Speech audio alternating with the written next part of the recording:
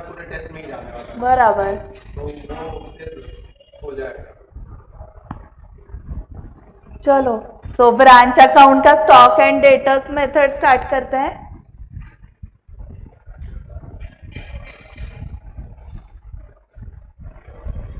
पहले का करना है रिवाइज, हाँ स्टार्ट से रिवाइज करते हैं थोड़ा।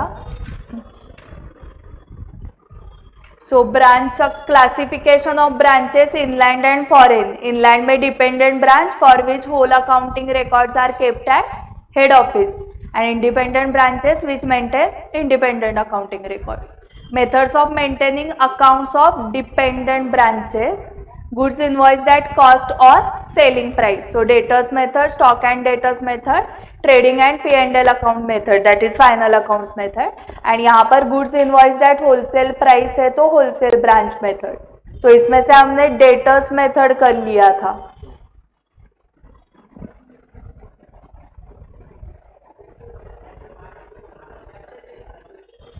So goods may be invoiced to branches at cost at selling price. In case of retail branches, at wholesale price. Accounting for dependent branches methods at cost or selling price at wholesale price. So at cost or selling price में debtors method, stock and debtors method, trading and P&L method. At wholesale price में wholesale branch method. When goods are invoiced at cost, again वो तीन methods. सो debtors method में आपको क्या करना होता है, एक प्रोफॉर्मा ब्रांच अकाउंट दिया है जिसमें आपका जो भी ब्रांच होगा, आपका हेड ऑफिस पुणे में है, ब्रांच दिल्ली में है। सो ब्रांच, उधर ब्रांच में क्या क्या ओपनिंग बैलेंसेस है एसेट के, कैश, स्टॉक, डेटर्स कितने, आप उधर पेटी कैश कितनी है, फिक्स एसेट्स उधर कितने हैं, प्रीपेड एक्सपेंसेस।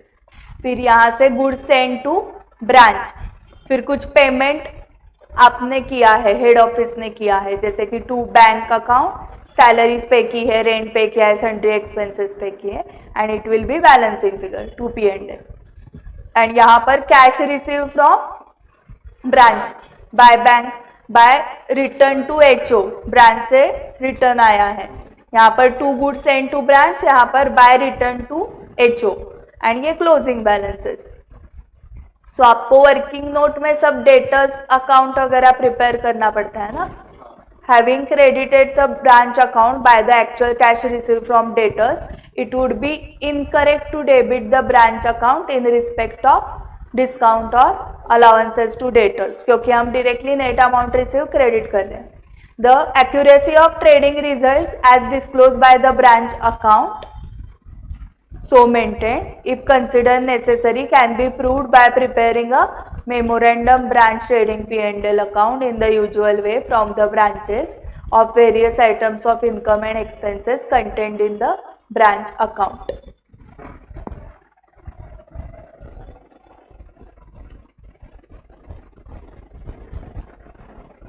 So example 1 में क्या करना था, prepare branch account in the head office books and find out the profit. तो ओपनिंग ब्रांच एसेट्स कुछ नहीं थे, to goods and to branch था 50,000 एंड क्लोजिंग बैलेंस में स्टॉक भी कुछ नहीं था, डेटर्स थे 62,000।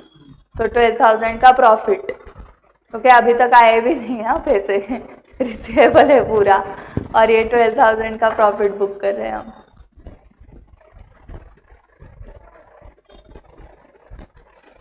तो इसमें उन्होंने और क्या बढ़ा दिया, गुड्स सेंड टू ब्रांच वही है 50,000, अभी यहाँ पर कैश आ गई 70 minus 8, stock and debtors nil है। क्या हुआ इधर, XP limited open the new branch at Delhi, XP limited send goods costing 50,000 to Delhi branch sold entire goods in cash at 70,000 and branch paid expenses of 8,000। उन्होंने खुद से payment किया है तो ब्रांच में बैलेंस 62,000 का है। No other transaction occurred at the branch. Prepare branch account in HO books and find out profit. Example 3 में थोड़े से बढ़ गए हैं आइटम्स। ओपनिंग ब्रांच एसेट्स लिखे आपने, furniture 10,000, to goods send to branch 50,000, then closing में स्टॉक भी है, डेटर्स भी है, फर्नीचर भी है, फिर नेट प्रॉफिट आ गया। फिर बकिंगहाम ब्रदर्स का एक इलस्ट्रेशन दिया है, from the following prepare Nagpur branch account in the books of head office by debtors method. So Nagpur branch का ओपनिंग ब्रांच एसेट्स में स्टॉक 24,000 प्लस 16 कैसे हुआ? Direct purchase. हाँ, so this is transferred from HO and branch कुछ खुद से भी purchase करती है, सो 24,000 प्लस 16,000। फिर डेटर्स का बैलेंस है, इम्प्रेस्ड कैश है, to goods and to branch, to creditors for direct purchases. So HO entry purchases account debit to creditors नहीं करेगा, परचेसेस अकाउंट डेबिट किया तो एचओ के खुद के परचेस हो गए ना। So branch to creditors, it's receivable from branch, क्योंकि हम क्रेडिटर्स को पेमेंट कर रहे हैं, हम मतलब HO on behalf of branch. Branch ने डायरेक्ट परचेस किया है तो पेमेंट आइडियली किसने करना चाहिए? ब्रांच ने, ओके। बट कौन कर रहा है? HO, okay. जैसे बच्चे कुछ खरीद लेते हैं और पेमेंट पापा करेंगे ना, उस टाइप से। टू बैंक सन्ड्री एक्सपेंसेस का payment, to bank petty cash expenses का पेमेंट किया है, ठीक है। एंड रिसीव्ड में by bank remittances receive from branch, cash sales से पैसे आएंगे, कैश फ्रॉम डेटर्स आएगी, कैश इन ट्रांजिट है। हाँ, यहाँ पर मतलब एचओ ब्रांच ने दिया है बट एचओ तक पहुंचा नहीं है वो cash. By closing branch assets, stock, debtors and impressed cash का क्लोजिंग। तो ये सब करके नेट प्रॉफिट।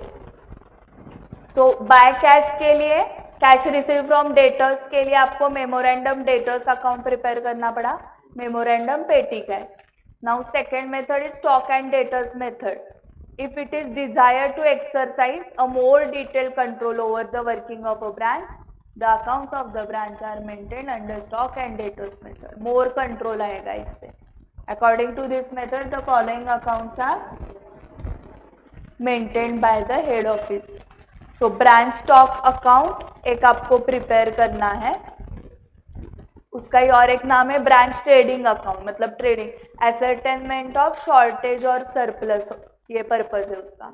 दूसरा है ब्रांच डेटर्स अकाउंट, तीसरा है ब्रांच एक्सपेंसेस, चौथा goods send to branch account,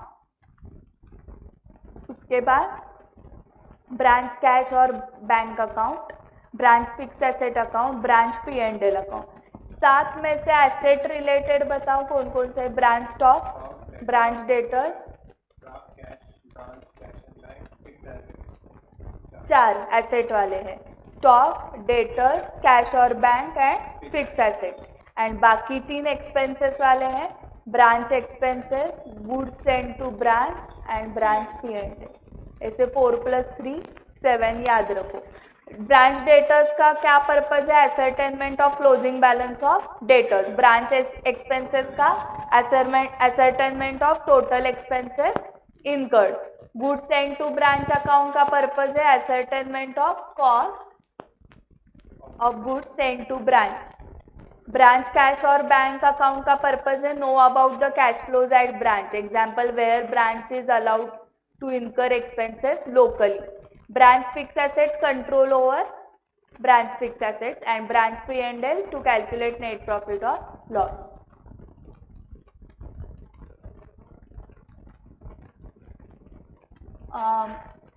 वो स्विंग करोगे क्या? दो है क्या वो? Yes, so illustration 1B from the information given in illustration 1A, prepare Nagpur branch trading P&L account in the books of head office. So Nagpur branch का trading P&L। सो तुम question open करो। क्वेश्चन कौन से पेज पे है? ये ना? हाँ, सो एक एक चेक करो है क्या। ओपनिंग स्टॉक ये 24,000 प्लस 16,000 ना, 40,000। फिर to goods transferred from HO 60,000, to purchases 45,000। Then by sales में कैश सेल्स 45, क्रेडिट है 1,30,000 and less sales return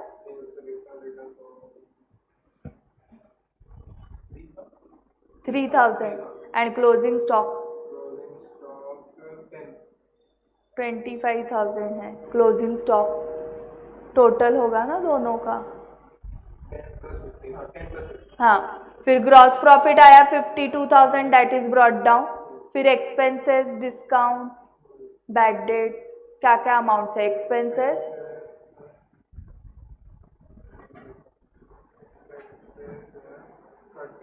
30,000 correct.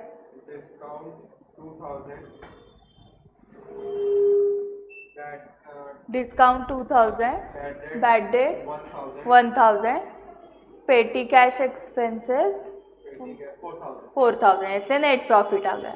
ठीक है, द स्टूडेंट्स में know that gross profit and net profit earn by the branch are ascertainable in this method, and also evaluating the performance of the branch is very much easier in this method than in the debtors method. Now solving illustration by all three methods.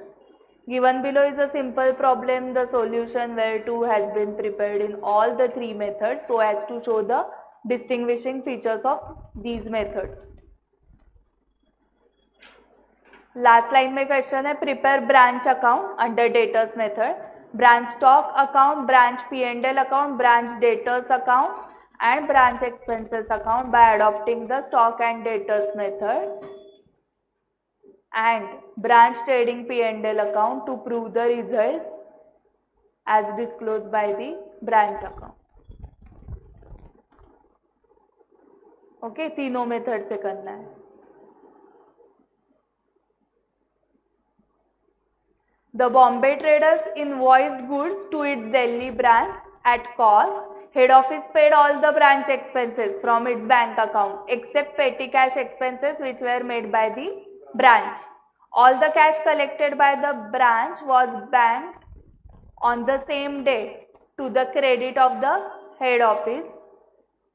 ये चितळे बंधु मिठाई वाले सुना है, पुणे का famous sweet shop है, तो वहाँ पर ये सच में होता है कि जितने भी ब्रांचेस है पुणे में, उनको इवनिंग में जो भी कैश कलेक्टेड है वो हेड ऑफिस को जाके देनी पड़ती।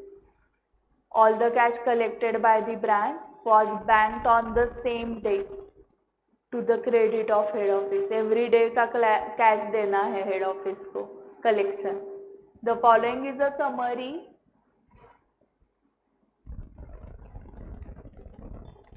of the transaction entered into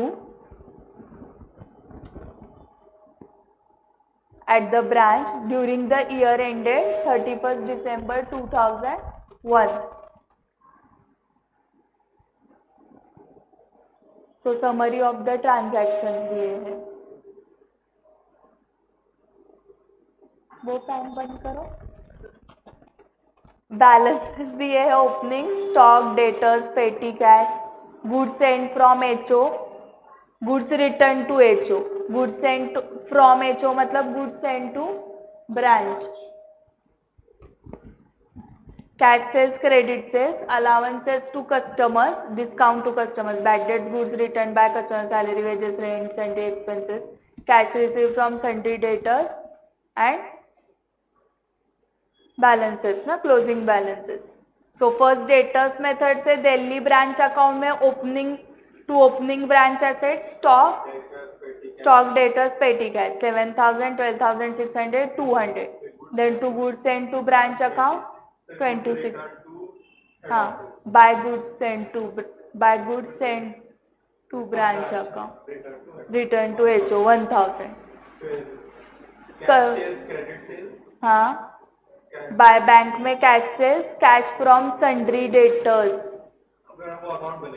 debtors account बनेगा, एंड पेमेंट्स में to bank salaries and wages, rent and rate, sundry expenses, and then closing balances and net profit आ जाएगा। हाँ करेक्ट, वो नहीं किया उन्होंने बट करना पड़ेगा, करेक्ट है। स्टॉक एंड डेटर्स मेथड में ब्रांच स्टॉक है, दिल्ली ब्रांच डेटर्स अकाउंट है, Delhi branch expenses account and Delhi branch P&L account. So starting से बताओ, दिल्ली ब्रांच स्टॉक में ओपनिंग, हाँ, फिर पेटी कैश का नहीं करना है अकाउंट, P&L में जाएगा। ठीक है, पेटी कैश का अकाउंट नहीं करना है, हाँ।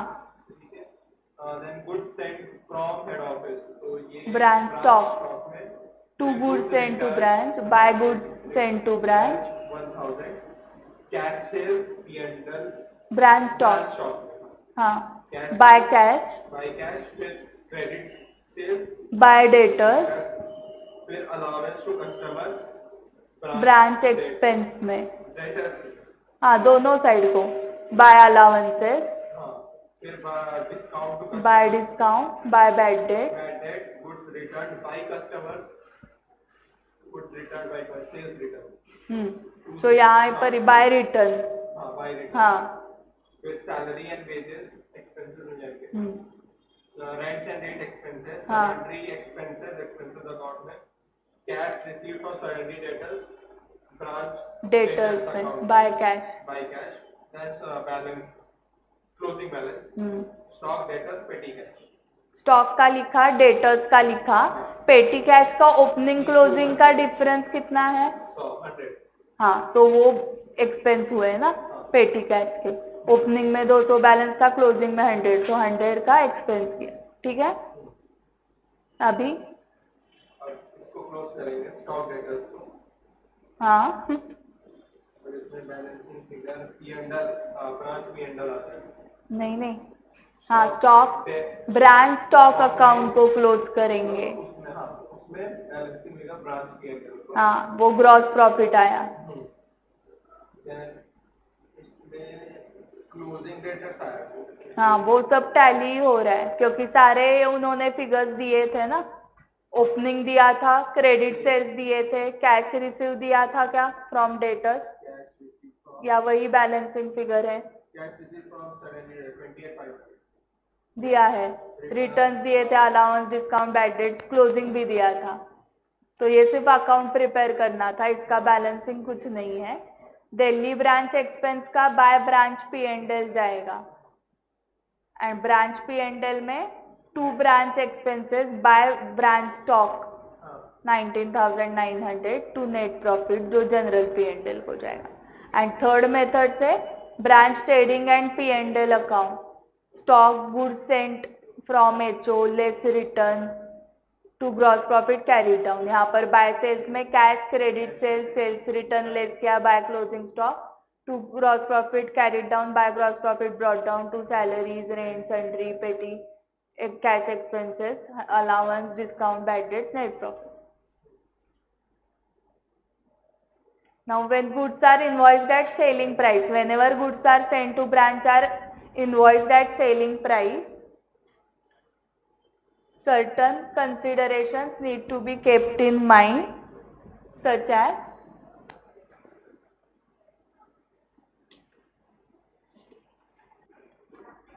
whenever goods sent to branch are invoiced at selling price, certain considerations need to be kept in mind, such as, दो considerations है ना A and B, so क्या क्या याद रखना है देखो, it would be obvious that if branch account is debited with sale price of goods and subsequent to the debit being raised, there is a change in the sale price, the amount of debit either has to be increased or reduced on a consideration of the quantity of unsold stock that was there at the branch at the time the change took place.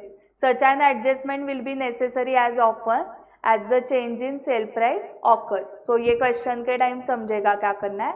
Moreover, the amount of anticipatory or unrealized profit included in the value of the unsold stock with the branch at the close of the year will have to be eliminated before the accounts of the branch are incorporated with that of the head office. This will be done by creating a reserve. तो वो reserve का नाम है stock reserve. It may be necessary to adjust the value of closing stock. It may also be necessary to adjust the value of closing stock on account of physical losses of stock due to either pilferage or wastages which may have occurred during the year. This adjustment is made by debiting the cost of such goods to goods lost account and the amount of the loading included in the lost goods to the branch adjustment account.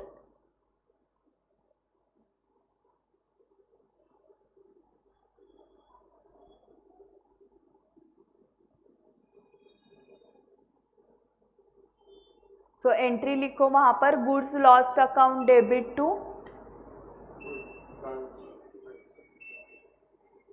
Branch stock ना, goods lost account debit to branch stock,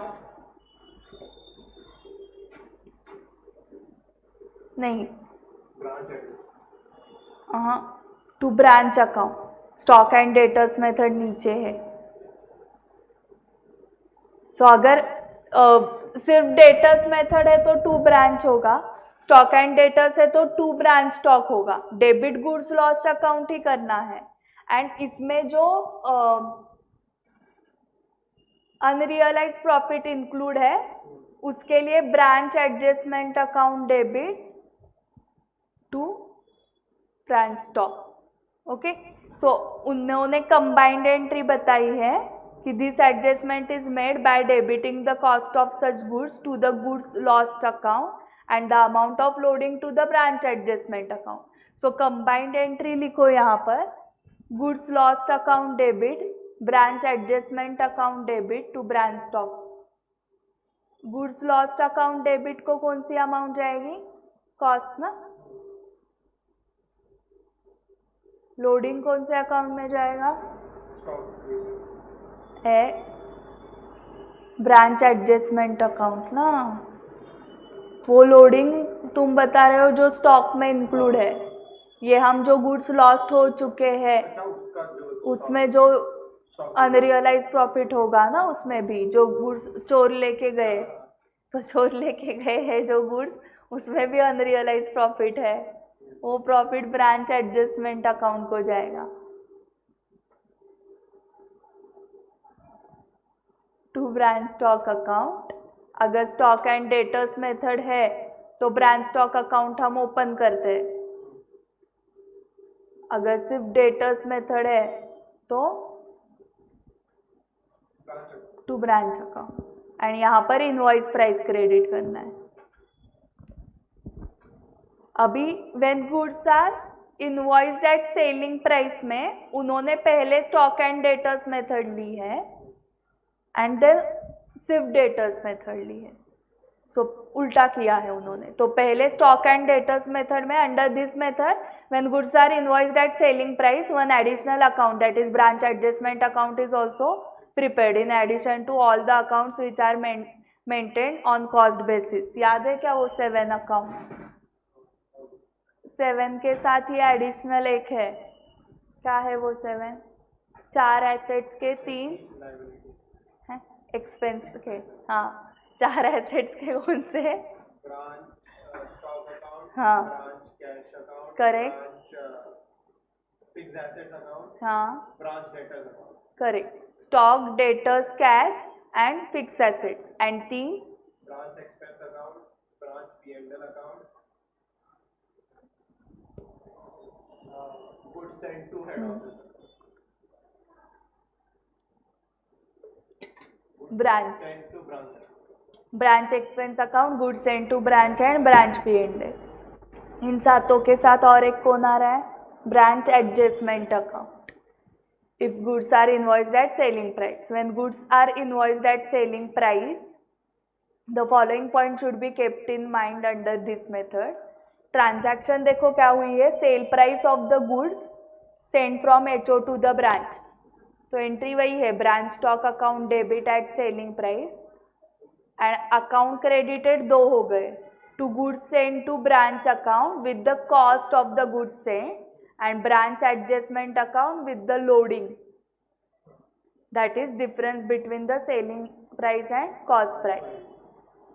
second, return of goods by the branch to HO, तो वही goods send to branch account debit करना है with the cost, branch adjustment account debit करना है with the loading, to branch stock इसका ही reverse किया, मतलब कैश सेल्स का वही branch cash to branch stock, credit sales का branch debtors to branch stock, goods return to branch by customers, branch stock to branch debtors, goods lost in transit और stolen. So ये entry मैं बोल रही थी, goods lost in transit account और goods stolen account with the cost of the goods, branch adjustment account debit with the loading to branch stock. Closing stock का क्या करना है? The balance in the branch stock account at the close of the year normally should be equal to the unsold stock at the branch valued at sale price, but quite often the value of stock actually held at the branch is either more or less than the balance of the branch stock account. In that event, as discussed earlier, it will be necessary that the balance in the branch stock account is increased or reduced by debit or credit to goods lost account at cost price of the goods and branch adjustment account with the loading. The stock account at selling price thus reveals loss of stock or surplus and serves as a check on the branch in this respect. The discrepancy in the amount of balance in the branch stock account and the value of stock actually in hand valued at sale price may be the result of one or more of under mentioned factors. क्या क्या reason की वजह से differences देखो है? Error in applying the percentage of loading, goods having been sold either below or above the established selling price, a commission to adjust returns or allowances.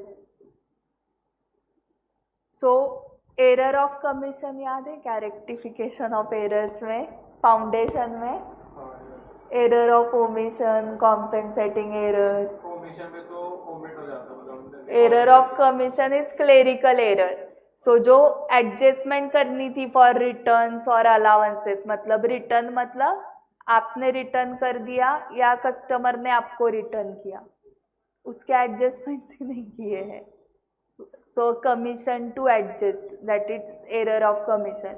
या physical loss of stock due to natural causes or pilferage, errors in stock taking.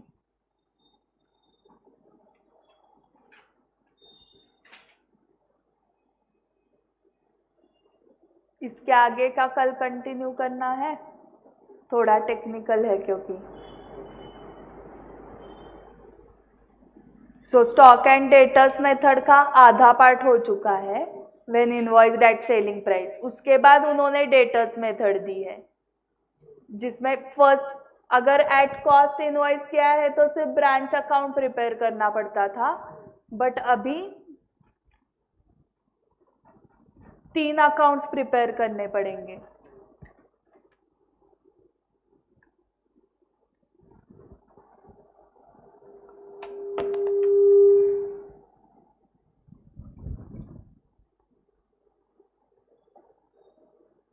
When invoiced at selling price में branch account, goods sent to branch and stock reserve.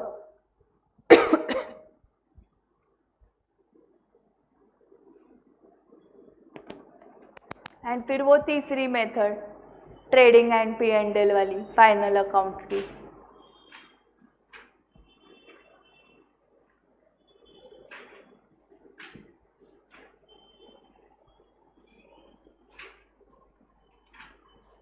फिर ये हो गया. फिर आता है goods invoiced at wholesale price to retail branches. So वो एक मेथड सीखनी है ना. And then accounting for independent branches, तो उसके एंट्रीज हेड ऑफिस में भी एंट्रीज होंगे एंड ब्रांच बुक्स में भी एंट्रीज होंगे, क्योंकि इंडिपेंडेंट ब्रांच है वो, तो ब्रांच भी क्या करेगी? रिकॉर्ड मेंटेन करेगी. फिर उसकी वजह से रिकंसिलिएशन होगा, जैसे कैश बुक पासबुक का होता है वैसे एचओ का बुक्स है, ब्रांच का बुक, फिर उसका रिकंसिलिएशन सीखना है. फिर other points, inter branch transaction वगैरह वगैरह.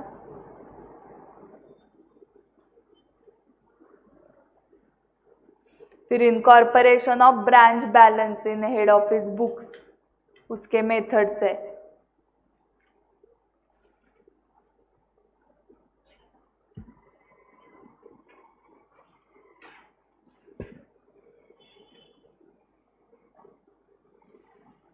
फिर incomplete information in branch books, then foreign branches, ये लास्ट है ना foreign branches, accounting for foreign branches, उसमें integral foreign operation and non integral foreign operation. So ये पूरा वीक तो यही करना है। और इसके बाद आपको कौन सा एएस चाहिए?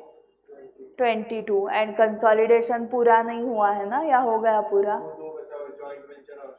हाँ वो बचा है, ओके। बाकी सब हो गए, इलस्ट्रेशन एक्सरसाइज क्वेश्चंस। AQB बाकी है ना, हाँ ना, ओके।